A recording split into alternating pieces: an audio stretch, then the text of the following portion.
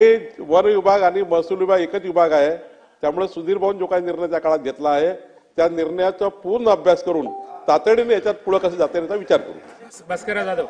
अध्यक्ष महोदय, मला मंत्री महोदयांना सांगायचं आणि सभागृहाला पण सांगायचंय, असं कुठलं अधिवेशन नाही की ज्या ठिकाणी वाळूबद्दल चर्चा झाली नाही, असं कुठलंही अधिवेशन नाही। पण त्याच्यामध्ये जे मंत्री महोदय शब्दप्रयोग असतो ना, तो सातत्यानं आपला एकच असतो, वाळू माफिया, वाळू माफिया, वाळू माफिया। तुम्ही ऑक्शन करता, त्यांच्याकडनं ऍडव्हान्स मध्ये रॉयल्टी भरून घेता, रॉयल्टी भरून घेतल्यानंतर सुद्धा त्यांना ज्या पद्धतीनं त्रास अधिकारी देतात आणि मग त्यातून अधिकाऱ्यांच्यावर वगैरे हल्ले होतात। अनधिकृतपणे वाळू काढणं किंवा कुठलाही अनधिकृत व्यवसाय हा अधिकाऱ्यांच्या सहकार्याशिवाय आणि संगनमतांशिवाय मंत्री महोदय होत नाही। वाळू माफिया तुम्ही म्हणता, खऱ्या अर्थानं हे अधिकारीच हे उद्योग करतात, अधिकारीच।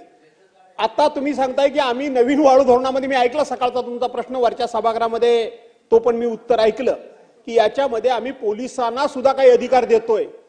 पोलिसांना कुठले अधिकार नाही आहेत। पोलीस तर आता असं चालवताय की त्यांचा डायरेक्ट अधिकार नाही, त्यांनी फक्त सहकार्य करायचं। ते आता एखादा वाळू उपसा करणारा, अवैधरित्या वाळू उपसा करणारा जो माणूस असेल त्याला सांगतात तुझ्या गाड्या मी पाठवतो, त्या पोच करतो, त्याला अडवत नाही। आणि जो त्यांना मदत करत नाही किंवा ज्यांना कोण हप्ते देत नाही त्यांच्या गाड्या त्या पकडतात। माझी तुम्हाला विनंती आहे मंत्री महोदय, मला कोकणापुरेसं बोलायचं आहे की आमच्या कोकणामध्ये हातपाटीनं वाळू व्यवसाय करण्याची आम्ही त्याला पाठिंबा नेहमीच देतो, पण माझ्या कोकणामध्ये सध्या संपूर्ण खाडी किनारी ज्या पद्धतीनं सक्शन पंपानं वाळू उपसा सुरू झालाय, आम्ही घाबरलोय। अनधिकृत काम करणं, अवैध काम करणं, चुकीचं काम करणं कोकणाला मान्य नाही।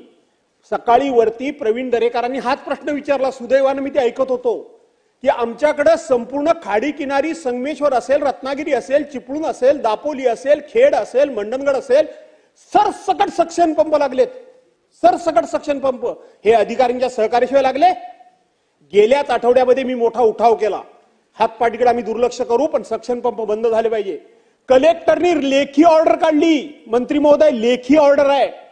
कलेक्टरनी काही तहसीलदारांना शोकॉज नोटीस काढल्या, 4 ते 6 दिवस फक्त वाळू बंद झाली।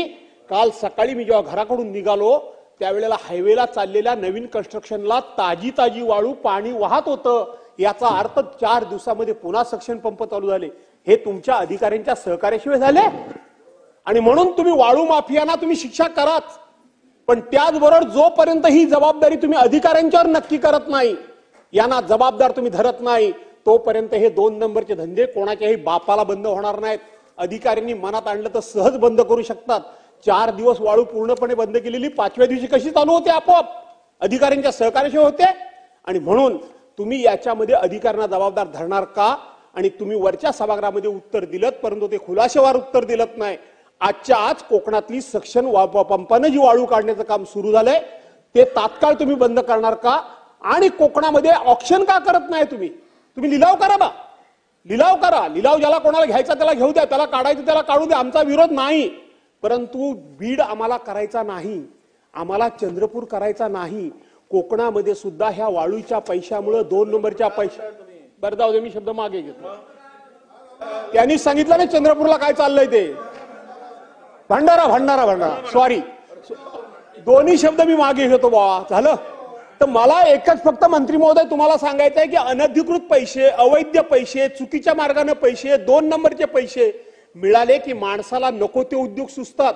शांत सुसंगत असलेला कोकण शांत ठेवा। वाळूवरून आता मारामाऱ्या व्हायला लागल्या आहेत। परवांच्या दिवशी 2 डंपरच्या मध्ये एका माणसाला घालून मारला गेला, ते प्रकरण दाबलं गेलं।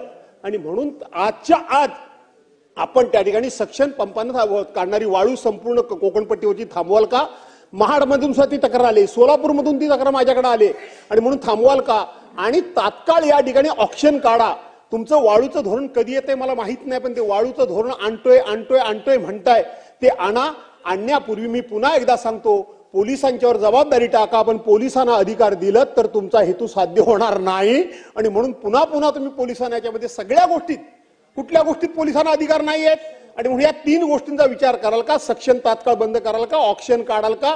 आणि नवीन वाळू धोरण ताबडतोब आणाल का? अध्यक्ष महोदय, भास्कर जाधव साहेबांना मी नम्रपणे